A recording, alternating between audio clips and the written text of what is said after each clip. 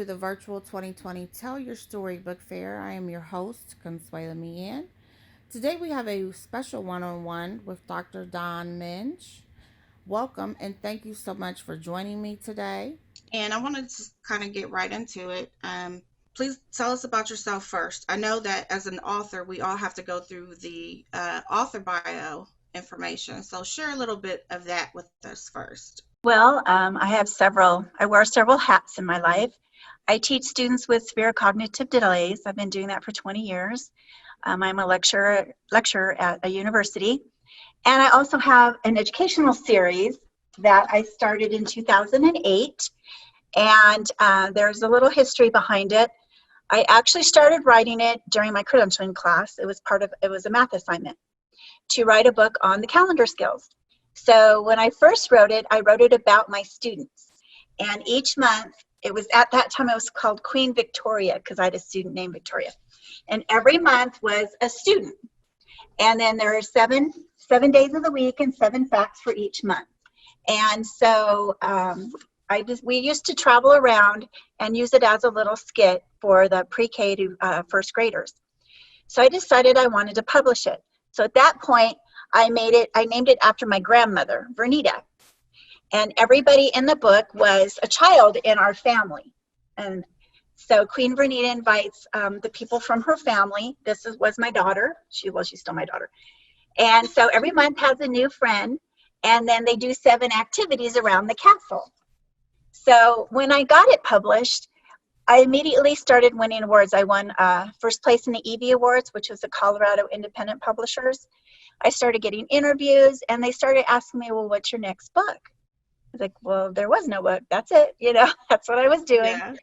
So I love to travel. I got that from my grandmother, who actually founded a credit union with her father by going door to door. So they founded the United Methodist Credit Union. So she was an astute businesswoman. So I decided to start writing about my travels. Well, this one is my little brother, Sir Heathy Bean. He's an astronomer at JPL. So he helped me write this one, and it has the planets, and each month is a new planet or a new part of the solar system and a new friend. And then there's 7 facts per planet. So my books are based on subjects. So if you decide you like Saturn, then you would take this information and go get more about Saturn. Mm-hmm. And then this one was my one I published last year. This is on the volcanic islands. It's on Kona. And so this one I've actually included several of my students. This little girl has Rett syndrome. It's a form of autism. And so It has her and her mom, and they're making lays. And then it has 7 facts. And then this one is Connor. He was my student. He has autism. And he says 7 facts about how he's teaching Queen Vernita how to use his communication device. So several of my books have my students in them. So they teach Down syndrome, and I've used autism and cerebral palsy and visually impaired and hearing impaired. But they're all based on my adventures. This one is on New Orleans. And I went down to New Orleans for my birthday one year, and we went into the bayou and held alligators and learned about the plantations. So these go all the way up to 5th and 6th grade. They start at pre-K. This one is pre-K to 1st grade, and then they go all the way up to 6th grade based on the facts. And this is my latest one. It was just published a few months ago. And oh, thank you. I've got 3 more I'm working on right now. So this one was based on, we took the train from Williams, Arizona to the Grand Canyon. And then we went on the Polar Express. So there was 18 family members, and we all went. And this is my grandson, Blake, and he fell asleep in Santa's lap. He was so tired. But it has the same format. They all have the same format. So every month, the Queen is doing something different on the train. And at the end, she gets to see Santa Claus. That's nice. Yes, and this one is pre-K to 1st grade. Okay. Yeah. Now, how important was it for you to write stories for children about disabilities? I actually, in creating characters for some writing that I'm doing, I have a series. It's called My Blended Family, and it talks about children's backgrounds with different backgrounds, not the traditional blended family that we think of, even though one of the children is telling the story of that, but not just like a child going through a divorce, but also children that are in foster care, or um, children that are living with relatives because they lost their parents. Yes. So how important was it for you to make sure that that was um, something that needed to be written about? I know for me, one of um, the couple of the characters have a limb missing, or have spina bifida or ADHD. So um, I didn't see a lot of market out there for that. And I am happy to know that, there is someone else bringing that awareness to the table for children, because it's important for them to understand that other kids Right. may not look like them or learn like them, or just something may be different from them, but to still be able to use compassion and love towards one another. What was your reason for bringing awareness to children with disabilities?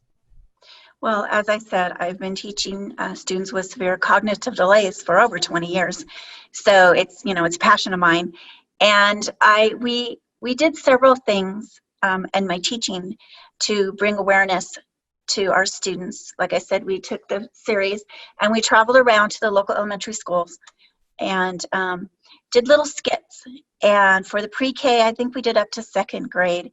And then I would go back the next day and then I would explain some of the behaviors or what our children were doing.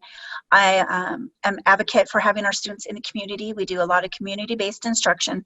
So for me, just advocating for my students and the disabilities, and it helps so that there's not a fear of a behavior. Okay, so if someone's autistic and they're doing something, flapping or stemming, it's not an abnormality where people will stop and just like, oh, what are they doing? It's like, oh, okay, I understand what they're doing and we're just going to get on with the world. So everybody in my books, they're real people. Mm-hmm. So like I said, this one has two of my students. I don't have all my books here, unfortunately, but I have one on Alaska, and I have a friend in us. She was my assistant for 20 years, but she adopted a child when he was little, and he has cerebral palsy. Mm-hmm. Actually, he's in my astronomy one. Where is it? He's actually in my astronomy one. That's the one he was in. And so his name is Jake, and he's in this one. And it brings, it just communicates. This is Mm-hmm. Jake. He's a very real little boy. Mm-hmm. Doing this. This is like backwards. And so it has 7 facts about what he has. And he has, I'm sure it's cerebral palsy. Yes, he has cerebral palsy. And then this little boy has Down syndrome. And he was my student for like 10 years at least. And so he got to be in my book. And then there's just 7 facts about Down syndrome. It's just to give you just some slight information about it. And if you want to look up more information, or you have someone in your life that has it, or someone in your class that has it, and then you can see, oh, wow. When I was teaching a few years ago, I grew up in the mountains, and when I was growing up, we got to go snow skiing. It was just part of our day. So when I was teaching my students in the area, I wanted them to have that opportunity. So we did a lot of fundraising, and they earned their own money, a lot of it. And we went snow skiing, and they did the adaptive ski program. We did that for 4 years. So a lot of the students had siblings that were skiing or snowboarding, and they weren't doing it. So now they got to do it. And then their parents even saw, well, okay, they can do it too. And they loved it. But it was great to get them out in the community, and to be able to do the same kinds of things that the general population gets to do. And then it helps when we take them out in the community, it helps the community also to see them out there going to the movies, buying their lunch, and having more patients helping them, buy their meals or order their meals. And so it's great for on both directions. But so it's very, very important to me to educate the community on our students in a very positive way. That is so wonderful that you um, stepped out to become a author as well as a doctor. And your inspiration was your students because you're actually getting to know them and you're getting to know how to communicate with them through their disabilities and things like that. So use that just to not just to be a profession, but to bring awareness to the children that have disabilities and some that don't. So that is absolutely amazing. I have to commend you for that because it's such a needed thing. Um, do you feel like, as a doctor, that it will help with bullying? With maybe kids will understand more if they know what's going on with a child, or um, how do you feel about that? Do you think that will be helpful to them? I think so. Yes. Part of the reason people bully other people is that they don't understand. Hmm. They have their own fears within themselves. And so sometimes it just comes out, as bullying someone else because they don't feel powerful in their own lives and they don't have the compassion or the empathy for other people and an understanding. So introducing our students this way kind of just opens the door. And, I have students in my books where they're playing with the octopus or swimming with the dolphins, you know and someday I'm going to do one on them skiing. And it helps just everybody to see, wow, they can do everything we're doing. It just takes a little adaptation, maybe a little more patience, but everybody enjoys doing things and being out in the world. And our students, we also take them out, and we have a workability program. They go into the community during the school day and they work. We have students that work in Rite Aid and Walgreens. I've had them make pizzas and pizza parlors, and they've gone to the college and worked in the restaurant and served meals and washed dishes. And the best experience that I had with my students was when they worked in our local Little Caesars. And I had some really high, socially high students, so they were teenagers. They acted like teenagers. And so we would walk them down there, and the staff would say, go sit down. They tell us to go in the room, sit down. And they just interacted with our students for hours while they were working there, and they were just patient with them and helped them. And, they made a little mistake or something. They just laughed it off and showed them how to do it right. And my students loved it. We walked 3 miles every day, a mile and a half down and a mile back up so they could do that. And at that time, this was several years ago, but at the end of the year, I actually asked a survey because it was the first time we had introduced workability into our community. And apparently someone higher up wasn't aware our students were in there. And they said that they couldn't work in there. They had their food handlers cards and everything, but they said that they were afraid that the community wouldn't want to buy the pizzas if they found out that our students were making the pizzas. And so they kind of demoted them to the front where they had to put, like the silverware together. And Hmm. I wouldn't do it. I just said, no, we're not coming back, because my students loved working there. The Hmm. staff loved working with them. Hmm. And they'd been selling pizzas the whole year. And my students would have known, they would have been asking, why can't we make the pizzas? Why? Hmm. And so, it's hard. People have a bias, and you have to work through it. And sometimes you have to show that, what, that's not the case. It didn't limit the pizzas you sold. It didn't limit your productivity. It actually enhanced it. That everybody was enjoying working together. And a lot of the staff that we work with actually, want to come to work and work with our children, our students, because it makes them feel, more productive, and that they're giving back, and that, you know, that they can help other people that might need a little bit more help than others. And so there's a lot of give and take. There's a lot of fighting for our students sometimes, even on campus. We have to fight to get our students on campus, and out and about. But you just have to keep fighting and open up the doors so that people just aren't, it's just a kind of a fear-based, not understanding. And so I think that's where the bullying comes from, is just not understanding that someone else's behaviors, or why they're doing something, or it's, that comes from inside that person. I completely agree with you. And I feel like um, it's important for every child to be able to look at whether it's a book, a movie, a t-shirt, anything, cartoon, anything, and say, that's me. I know that Hmm. sometimes some of the disabilities, they may not recognize some of the characters or things like that, but there's some of the things they will.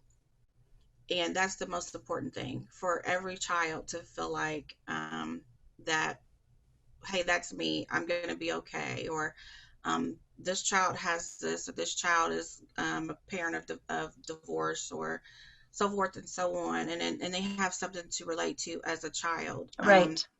with disabilities. And it's my next question was going to be what inspires you to write, or what inspires you to do anything. But this whole interview, you talking about your children, the kids you teach, and writing the book, you bright. I mean, your smile is so bright. Thank Um, you. and I can tell that you really are doing something that you love, and you're Yeah. really making a difference and helping the kids. And so, thank you for writing your books, for teaching these children, and not, I can tell, just not, you're not just, doing those two things. You're getting out in the community. You want the kids to feel some type of normalcy in their life, in a place and in a body that may not be normal or feel normal for them, and getting awareness out there. And I have to say, I commend you for that. That is completely awesome. Thank you so much for Oh, that. thank you. In fact, this this book last year, my series has won, I think it's 42 awards now. I've kind of lost track. But last year, I wanted to try something different. And on Facebook, Conquering Disabilities with Film came up. And so I contacted the person in charge, and I said, well, can I enter my books? I told her what I do, and then my students are in here, and she said yes. So this series has just won, oh, an award, and I can't even think the name of it, because we haven't done the awards ceremony because it was canceled Okay. because of the Oh, COVID. It was supposed to be in Vegas, and then I okay. actually have some trailers that we made, and the trailer for the book just won for the Beyond the Curve Film Festival. I was a Mhm. finalist, and so the videos that are with this book are also in a couple of other film festivals. So I'm finding out about those, but it did get, the whole series got a special award. It was oh my gosh, I can't remember what it was. I will find it in 2 seconds though. But I didn't I didn't even know about film festivals or anything, And so I saw this and I'm like, oh, I'd like to try that.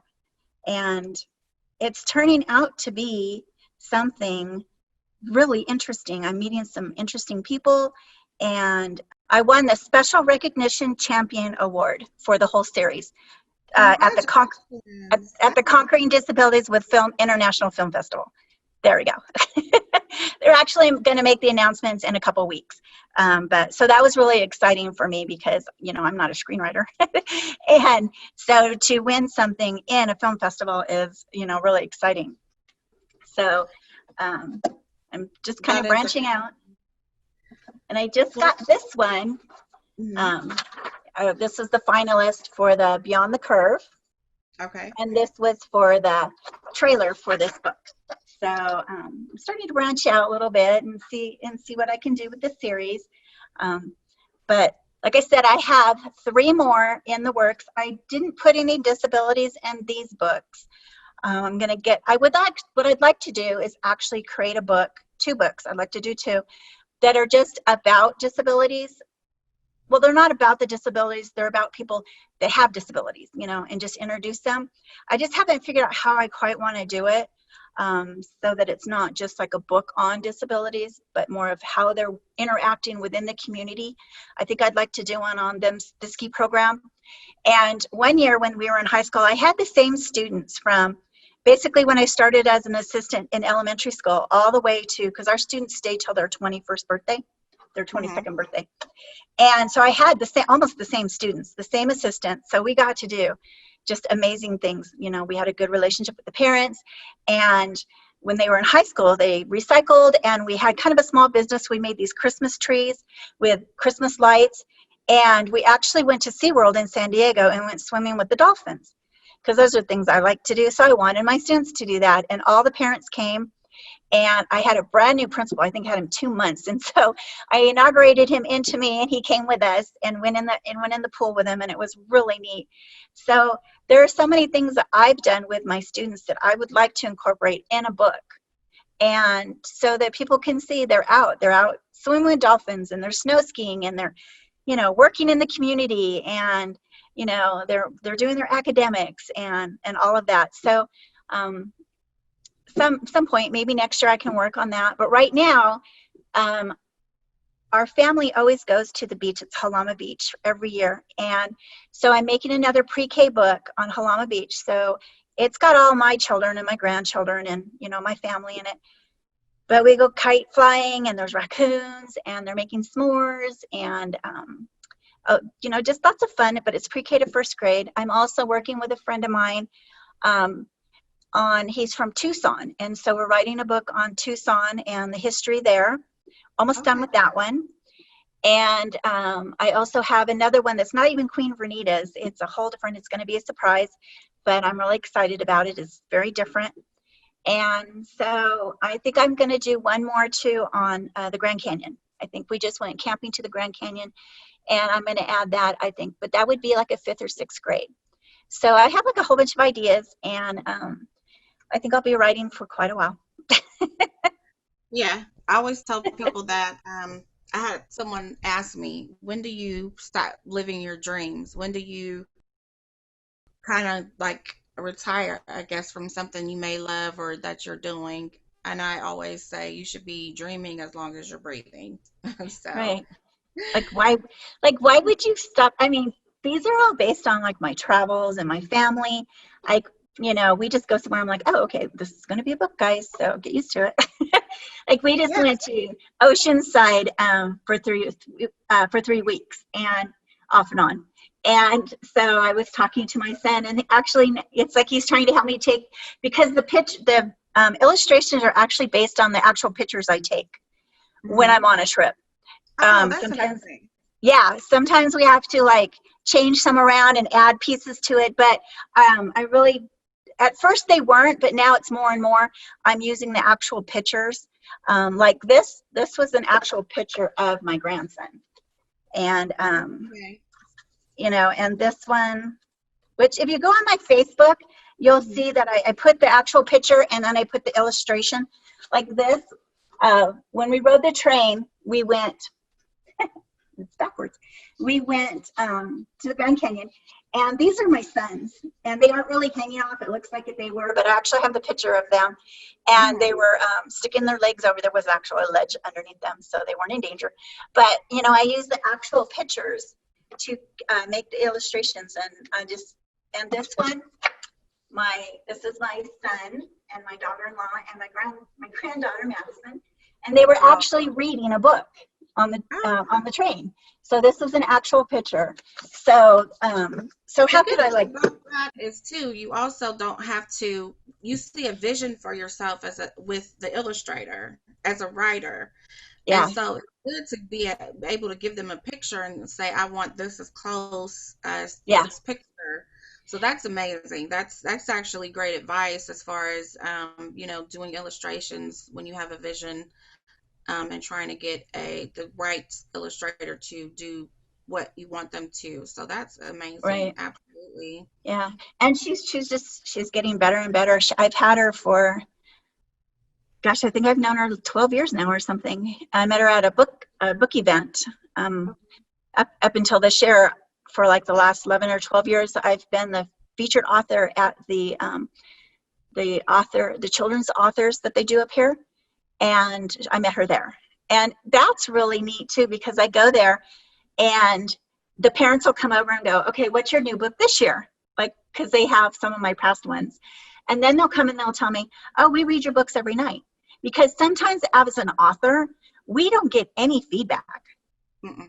You know, I don't know if people are reading my books, if they're enjoying them. I mean, you know when people are buying them, but you don't really get a lot of feedback back. Like, oh, my son reads your book every night, or they like this one, or they like that one, or they didn't like this one about that one. This one, when it came out, I think it was my third or fourth book. A friend of mine that I'd gone to high school with bought a set of these books for every child in her kindergarten class, her son's kindergarten class. So I said, okay. So I flew. She lived on Long Island. So I flew there with my mom, who was a kindergarten teacher. And I had a signing at the school. And then I had one at a bookstore on Long Island. And I was reading the book, and this man was in the back, this doctor, and he says, my son reads this book every single night. His son had autism. And so they love the repetition. And he said he reads it every night. And I'm like, wow, I didn't even think kindergartners would even like the book, because it's kind of high. But, that's the stuff that you really don't get back, is the feedback of that people are reading your books. They're enjoying them. They're learning from them. I do a lot of book signings with Story Monster magazine. I actually write book reviews for them. I'm waiting for my new set of books to read to my students, and then my students do book reports, and then the book reviews are published in the magazine. And I do a lot of events with them in Phoenix. And yeah, so she's been wonderful. I love the publisher and the editor, and they've just helped me just meet more people, and I love going to events with them. Unfortunately, we haven't done any lately, but it's just being an author has led me to meet so many new people and so many new experiences. I'm also judge children's books. I'm a literary judge, and I also do it for romance books. I just finished reading 6 of them and judging them for indie publishers, and I've gone to some of their awards festivals, and it's just so much fun. And they're so different from children's authors, let me tell you. They're a little wilder, but it was a lot of fun. And I've just had so many experiences. I recommend that everybody join the SCBWI, the Society of Children's Books Writers and Illustrators. That's the best thing I ever did. I started going to their conferences. They have huge conferences twice a year. They went in February in New York City, and I went there, and it was 16 degrees. It was very cold. And then they have one in LA in August. And oh my gosh, you just meet so many people. You sit next to Newbery Award winners and people who haven't published yet, and everybody's just the same. They treat you all the same. And I actually heard a really good speech at a point in my career where I wasn't feeling very good about anything. I was feeling very discouraged and tired, and investing a lot of time and energy, and just kind of not sure, if I wanted to continue. So I was at a conference, and I sat in the back and sat on the floor. It was so full of people. And Kwame Alexander started talking. And it was the best speech. He has it on YouTube, and it's called Yes. And he was talking about his journey and where he started from, and how hard he had to work, and that he wasn't always successful. And that's the part that I really like about going to the conferences. They will tell you, I've had 200 rejections. I just kept going. So, when people, you just have to keep going if that's your passion.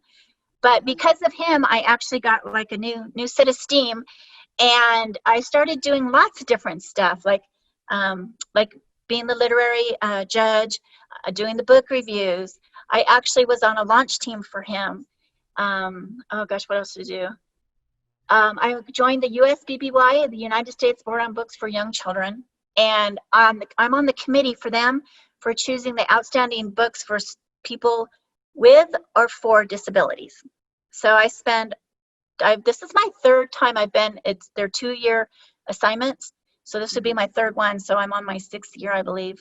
And we read books all year, children's books, and nominate them. And then they go into an international database of the books that we believe are outstanding, either teaching about disabilities or they're about people who have disabilities who have conquered unimaginable feats. And that's been very inspiring. And it's nice to read them to my students, and my students get to see all the other things that people have done. So I've done some really interesting things just being an author. And I would not have had that if I had not have tried. In closing, I'm glad we were able to speak. Thank you so much for coming on, and congratulations with everything. Thank Well, you. thank you.